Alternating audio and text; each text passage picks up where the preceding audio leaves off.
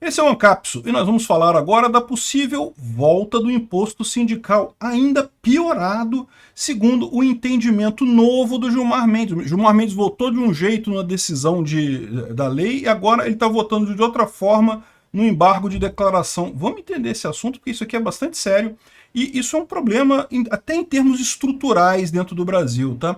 Essa notícia foi sugerida por Emugegé, Quem Ignora Buraco é Prefeitura e várias outras pessoas. Obrigado aí ao pessoal que sugeriu a notícia. Obrigado a você que está assistindo o nosso vídeo. Se você gosta do nosso conteúdo, por favor, deixe o seu like e se inscreva aqui no canal, né? Pois bem, a situação é a seguinte, né?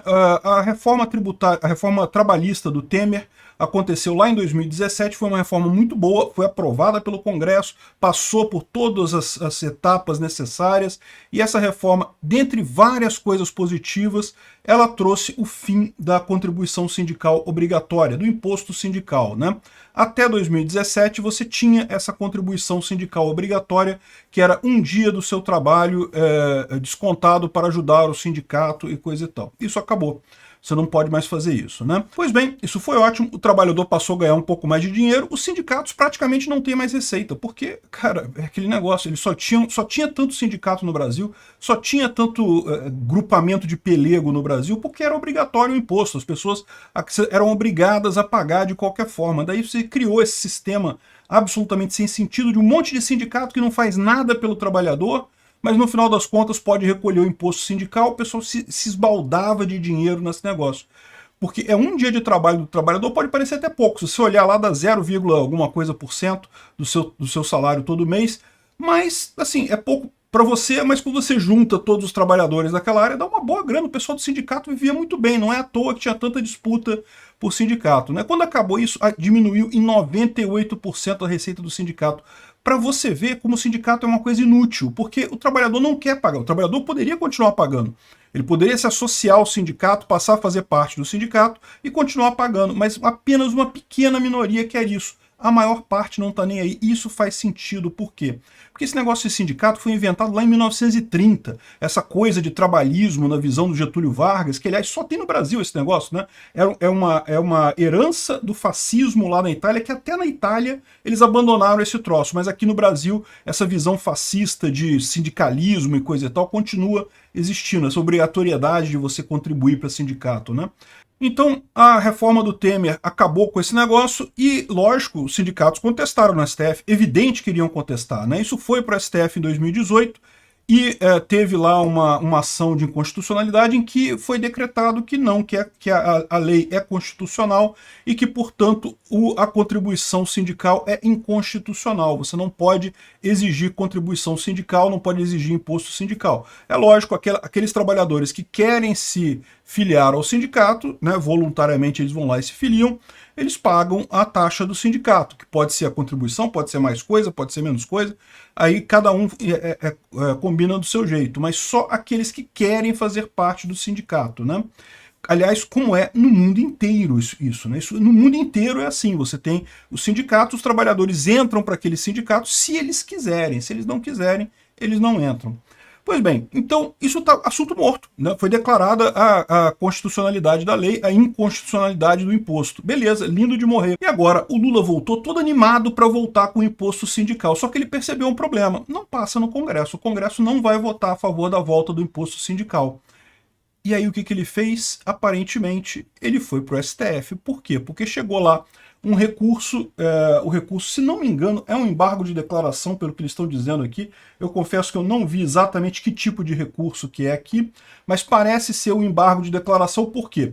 Porque no final das contas, a decisão no final do STF teve diferença entre os vários juízes, né? Então a declaração final, a sentença final, é um compilado das sentenças de todos os juízes. E aí o pessoal questionou que havia algum entendimento errado ali. Então esse é o embargo de declaração e é isso que foi votado. Ou seja, não mudou nada. A votação não mudou nada, absolutamente nada de lá para cá, não tem nenhuma prova nova, nenhuma evidência nova. E, no entanto, o senhor Gilmar Mendes dessa vez votou diferente. Ele votou entendendo que, embora o imposto sindical tenha acabado, o sindicato ele pode instituir uma taxa para ser pago por todos da categoria, mesmo aqueles que não são filiados ao sindicato, desde que os que não são filiados ao sindicato tenham a opção de se opor a essa taxa. Então vamos entender como é que funciona isso, porque isso daí na verdade era uma coisa que era cumulativa antes com o imposto sindical. Então você tinha um imposto sindical que todo mundo era obrigado a pagar.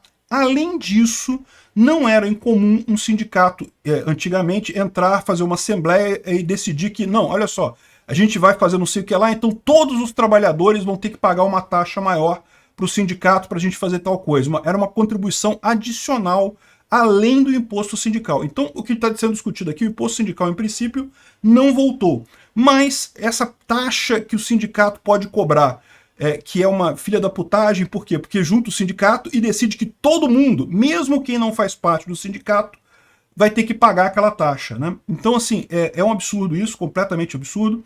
Mas o curioso é isso, é o Gilmar Mendes ter mudado o voto dele. Ele tinha avaliado esse caso lá atrás, em 2018, e falou que não, isso é inconstitucional, não pode fazer essa taxa, o sindicato não tem o poder de decidir por outras pessoas que não fazem parte do sindicato. O que faz todo sentido. Se o sindicato quer fazer uma cota nova para ser paga pelo pessoal do próprio sindicato, é direito dele. Mas ele fazer uma taxa nova que vai ser paga por todos os trabalhadores daquela área, mesmo aqueles que não estão no sindicato, pô, como é que eles têm legitimidade para fazer isso? Não tem. Então, beleza. Agora, o pior não é nem o fato dele ter mudado o entendimento. Ele mudou o entendimento e explicou, sabe por que ele mudou o entendimento? Olha só.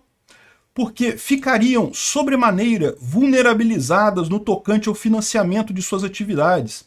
As estruturas sindicais ficariam sobremaneira vulnerabilizadas no tocante ao financiamento. Olha, o problema é que o sindicato ia ficar sem dinheiro. Mas peraí, que espécie de... Onde é que está na Constituição isso, Gilmar Mendes? Em que artigo da Constituição está dizendo que tem que tomar cuidado para não diminuir o dinheiro do sindicato? Não existe isso não, cara. Isso não está na Constituição, não. O seu papel é de corte constitucional. Se não tem nada na Constituição falando isso, não tem por que você dizer que quanto que o sindicato vai ganhar, se vai ganhar menos, vai ganhar mais, coisa e tal. É aquele grande risco que eu falei para vocês. No momento que o STF brasileiro começou a se guiar por princípios, a Constituição brasileira morreu. Porque o cara fica aquele princípio, não, que a gente não pode vulnerabilizar o financiamento dos sindicatos e coisa e tal. Ou seja, mas não está isso na Constituição, ninguém escreveu isso, ninguém disse isso lá explicitamente. Fica na cabeça da cara. O cara faz a hermenêutica 5D tirada do cu, que já está ficando algo padrão no pessoal do STF, né? Então, um absurdo essa decisão do Gilmar Mendes. Ela já está valendo? Não, calma, ainda vai ser votada. Só que os únicos dois que votaram nesse negócio agora foi o Barroso e ele, e ambos concordaram nesse sentido. Qual que é o sentido? Não é o imposto sindical que voltaria, o imposto sindical acabou. Mas o sindicato pode se reunir e criar uma contribuição sindical que seria paga por todos os trabalhadores daquela indústria, né? Então, por exemplo, o sindicato dos, sei lá, dos torneiros mecânicos do ABC, não sei como é que funciona, não sei se existe isso, mas aí todos os torneiros mecânicos, mesmo aqueles que não são filiados ao sindicato, teriam que pagar essa taxa lá, entendeu? Então, sindicato dos comerciários, todo mundo no comércio que trabalha no comércio teria que pagar essa taxa, mesmo que não faça parte do sindicato. Então, esse é um problema, isso já havia antes, né? O que eles disseram aqui é que eles garantem o direito de oposição. O que é o direito de oposição? É que o empregado, nesse caso, antigamente, o imposto sindical não tinha como negar, não. O imposto sindical era descontado automaticamente e acabou. Agora, essas taxas que o sindicato cobrava adicionalmente, você poderia escrever uma carta de próprio punho, não sei o que lá, assinada, e protocolar no sindicato para eles pararem, eles não exigiriam de você, então, essa taxa que foi decidida em assembleia, né? Só que duas coisas aqui. Primeiro, isso dá um trabalho danado, né? Porque você imagina, alguém vai lá, faz uma reunião e decide que você tem que pagar, e aí você que tem que correr atrás para não pagar aquele negócio. Que absurdo é esse? Você deveria ser obrigado a pagar aquilo que você concordou em pagar, aquilo que você aceitou a condição, né? E não só isso, também os sindicatos criam 1 milhão de entraves para essa cartinha aí, né? O sindicato não aceitava, não tá em formato A4 com espaçamento 2, fonte Arial 16, eu não aceito, tem que ser nesse padrão aqui, ou tem que ser escrito à mão, alguns exigiam escrito à mão e não sei o que lá, e recusavam cartinha, e outros ainda faziam mais o seguinte, o cara entrou com a coisa lá, mas o sindicato exigia da empresa, falava para a empresa, não, olha só, tem que descontar de todo mundo aí, porque a gente decidiu, e se você não descontar, a gente vai entrar na justiça e coisa e tal. Aí o que acontecia? A empresa pensava o seguinte, não, para mim é melhor descontar do funcionário, depois o funcionário se resolve lá, entra na justiça contra o sindicato para receber de volta esse dinheiro. Aí, ou seja, essa coisa de ter cartinha de oposição parece funcionar, parece legal, mas na prática os sindicatos têm um monte de contorno dessa história aí para acabar obrigando a pessoa a pagar do mesmo jeito essa contribuição. Então é uma mudança terrível. Mas o pior é o motivo. Olha só, o motivo é para financiar sindicato. É o que o Gilmar Mendes está dizendo. Eles estão fazendo essa mudança toda porque, ai, tadinha dos sindicatos. Agora, a grande questão é essa, cara. O que o Gilmar Mendes, de repente, está cheio de amores por sindicato? E aí que eu vim com a minha elucubração totalmente fantasiosa, tá? Não tem nenhuma base para apoiar o que eu vou falar aqui. Nada, nada, nada, nada. Mas olha só, não é tão estranho assim essa mudança de posicionamento do STF depois da Vaza Jato, cara? E aí fica essa pulga atrás da orelha minha que eu não consigo descobrir exatamente assim que... Será que o que tinha nas outras mensagens da Vaza Jato, não aquelas que a gente ficou sabendo, aquelas que a gente ficou sabendo não tinha nada ali, né? Até com relação à suspeição do Moro, não dizia nada naquelas mensagens que vazaram. Mas a minha dúvida é a seguinte, a gente sabe que teve outras mensagens que vazaram e que ninguém ficou sabendo, e não necessariamente mensagens do Deltan Dallagnol, pode ser mensagens de outros celulares também, o hacker pode ter hackeado um monte de celular de um monte de gente no final das contas. E aí?